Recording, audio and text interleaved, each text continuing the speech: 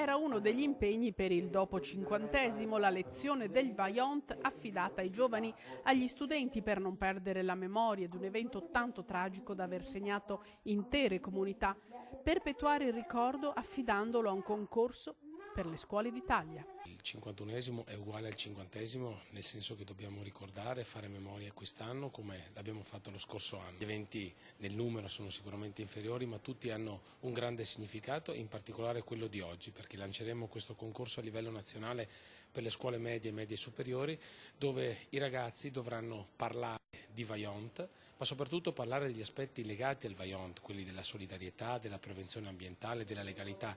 L'iniziativa è stata presentata agli studenti di Longarone, da anni protagonisti delle cerimonie di commemorazione della tragedia, e loro hanno già dimostrato come tenere viva la memoria.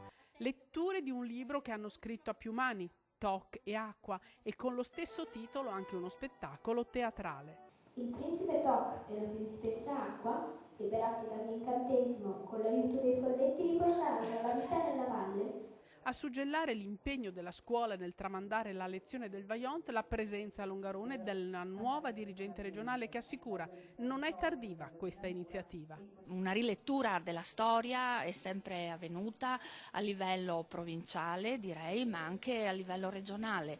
Ora il momento è utile proprio per una riflessione anche a livello nazionale, perché questi fatti, questi eventi purtroppo non riguardano solo la Regione Veneto. Noi vogliamo che negli alunni delle scuole, soprattutto in tutta Italia, ci sia un momento di riflessione su quelle che sono le cause che possono provocare e determinare delle catastrofi naturali.